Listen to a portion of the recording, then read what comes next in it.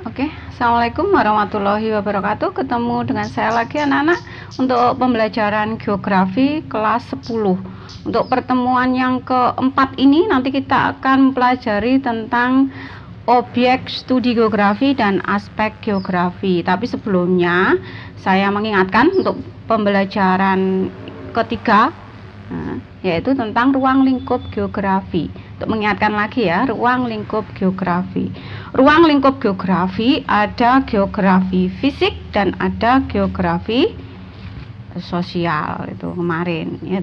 Terus ruang lingkup geografi fisik nanti hubungannya dengan fenomena geosfer. Kalau geografi sosial hubungannya dengan keadaan aktivitas manusia dengan lingkungan. Jadi interaksi manusia dengan lingkungan, lingkungan dengan manusia.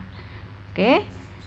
Untuk selanjutnya, untuk pembelajaran keempat ini kalian bisa simak di PPT di bawah ini.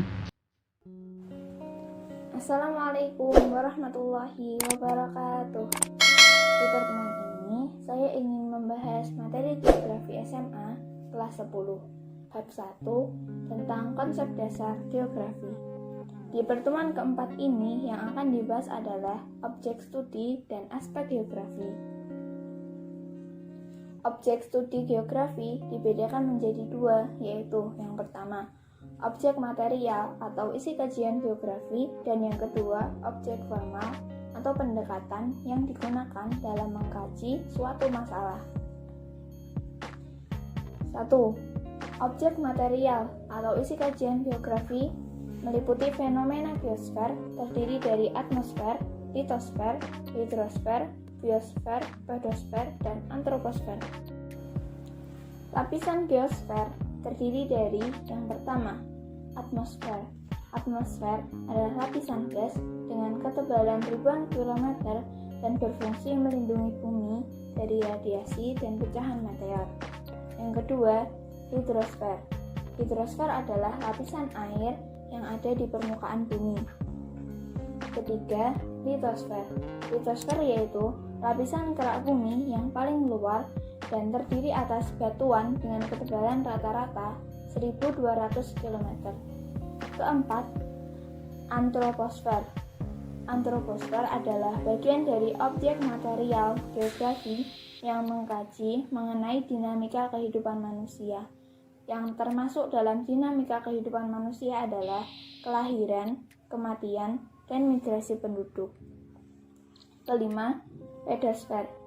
Pedosfer merupakan suatu lapisan paling atas dari permukaan bumi, tempat berlangsungnya proses pembentukan tanah.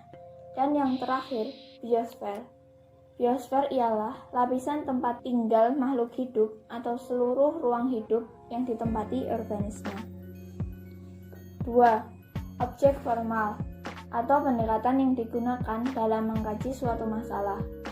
Pendekatan geografi ada 3, yaitu 1. Pendekatan ke ruangan, 2. Pendekatan ke lingkungan, 3. Pendekatan kewilayahan.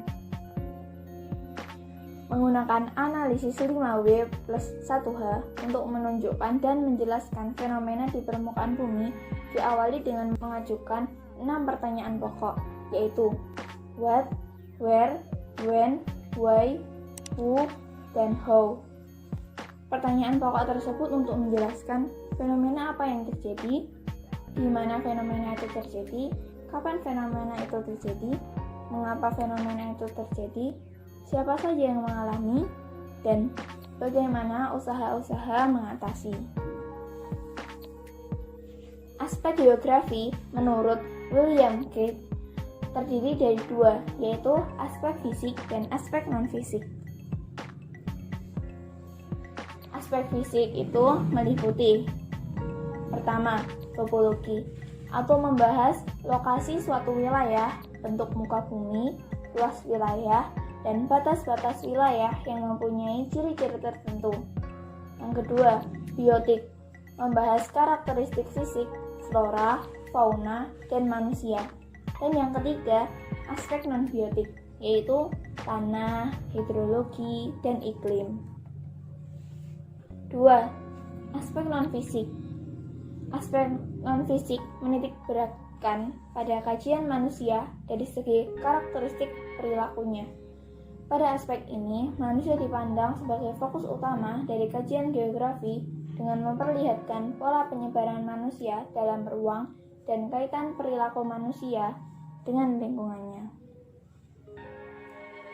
Aspek non-fisik terdiri dari 4, yaitu yang pertama, aspek sosial, yaitu adat, tradisi, kelompok masyarakat, dan lembaga sosial. Kedua, aspek ekonomi, seperti industri, perdagangan, pertanian, transportasi, dan pasar. Ketiga, aspek budaya, yaitu pendidikan, agama, bahasa, dan kesenian. Dan yang keempat, aspek politik, seperti kepartaian dan pemerintahan. Demikian anak-anak pembelajaran untuk kali ini, yaitu tentang objek studi geografi dan aspek geografi.